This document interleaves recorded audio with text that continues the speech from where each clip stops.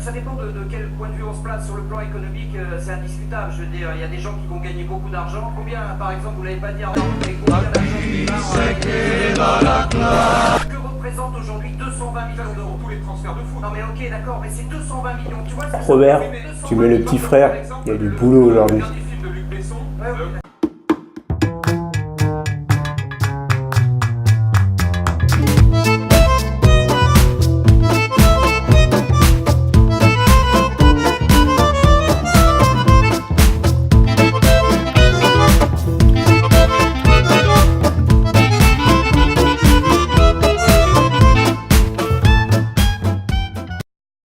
Bonjour à tous et bienvenue pour ce deuxième numéro du Café des Sports.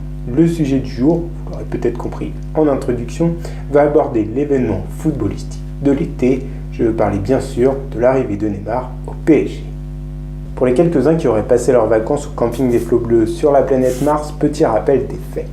Neymar vient d'être transféré au PSG contre 222 millions d'euros versés à son ancien club, le FC Barcelone, et un salaire net annuel estimé entre 30 et 35 millions d'euros. Si ces chiffres peuvent paraître fous, ils ont une certaine cohérence sur le plan économique. Je m'explique. Quand on analyse un transfert, la première question que l'on se pose, c'est l'intérêt sportif. Alors Neymar, est-ce un gros coup pour le PSG? Assurément, oui. En recrutant Neymar, vous recrutez un joueur que tout amateur de football placera sans hésitation dans le top 5 mondial.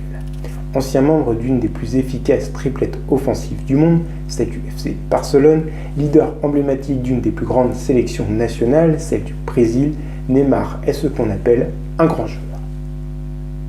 A priori, son arrivée devrait renforcer l'équipe, même si aligner les grands noms n'est pas toujours gage de réussite. Les exemples récents ne manquent pas. Citons par exemple durant les années 2000 le Real Madrid et sa politique de galactique avec des joueurs tels que Zidane, Beckham ou Figo ou encore Chelsea, qui ont connu chacun des résultats plutôt mitigés. En tout cas, si le PSG a recruté Neymar, c'est dans un objectif bien précis, passer enfin un cap en Ligue des Champions et viser à terme la victoire finale. Et quand on sait que le vainqueur de cette prestigieuse compétition peut empocher jusqu'à 57,2 millions d'euros, l'affaire pourrait être très vite rentabilisée. Alors oui, j'en entends déjà qui me disent « c'est pas si simple de gagner la Ligue des Champions, et tatati, et tatata », on est d'accord.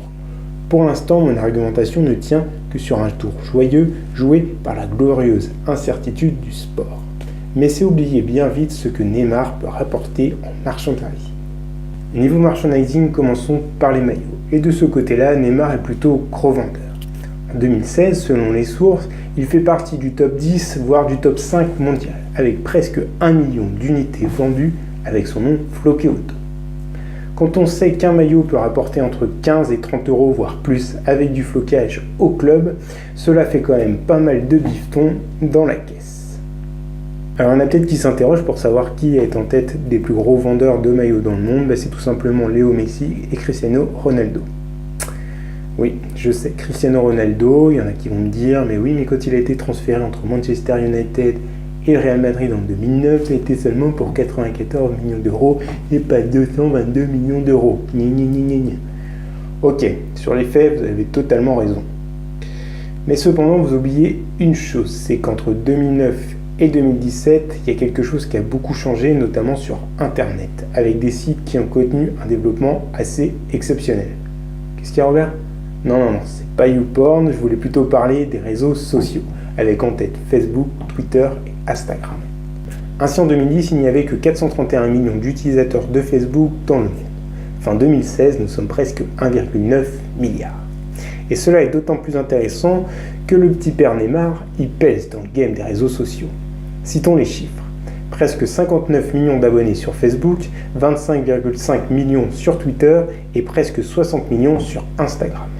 À titre de comparaison, le PSG a 32,7 millions d'abonnés, mais pour ces trois réseaux sociaux cumulés. Avec Neymar, le PSG peut donc espérer booster sa notoriété sur les réseaux sociaux. Une notoriété qui peut être vendue via des liens sponsorisés. Autrement dit, de la publicité. En 2016, le PSG n'a généré que 1,7 million d'euros en revenus publicitaires sur les réseaux sociaux. Bien loin des deux mastodontes du marché que sont le Real Madrid et le FC Barcelone. avec respectivement 12,1 millions d'euros et 25,3 millions. Alors si bien sûr il sera dur d'atteindre de tels niveaux, le PSG est en droit d'attendre une belle croissance sur ce marché. Enfin, il ne faut pas oublier que le marché mondial du football est en pleine croissance avec notamment 3 grands marchés qui s'ouvrent petit à petit. D'une part, les États-Unis qui ont commencé à s'intéresser au football après leur Coupe du Monde de 1994 et qui pourraient bien voir grandir leur intérêt avec la part toujours plus croissante de leur population hispanique dans sa population totale, une population culturellement adepte du ballon rond. D'autre part, le marché asiatique avec notamment la Chine et l'Inde qui tentent de développer un championnat local en essayant d'attirer des grands noms à coût de millions de dollars. Avec plus d'un tiers de la population mondiale, ce sont bien sûr des marchés énormes pour le football. Mais ce qui est intéressant avec ces deux régions, c'est que leur population est relativement immature au football. Ce sport ne fait tout simplement pas partie de leurs mœurs. Et si vous voulez les intéresser, il faut des têtes d'affiche. Grosso modo, il y a 3 joueurs qui sont connus sur la planète entière, et Neymar en fait partie. L'avoir dans son effectif, c'est donc s'assurer de vendre des maillots, de remplir les stades lors de tournées très rémunératrices, ou tout simplement voir les droits TV exploser. Ajoutez qu'avec Neymar, vous allez probablement plus remplir votre stade et vous comprendrez qu'au-delà du gros coup sportif, le PSG vient d'acquérir une véritable marque qui pourrait s'avérer bien juteuse. Alors oui, je peux comprendre qu'on puisse être choqué par de tels montants, mais n'oubliez pas une règle de l'économie du sport, ce qui coûte le plus cher, ce ne sont pas les grands joueurs, mais les joueurs moyens.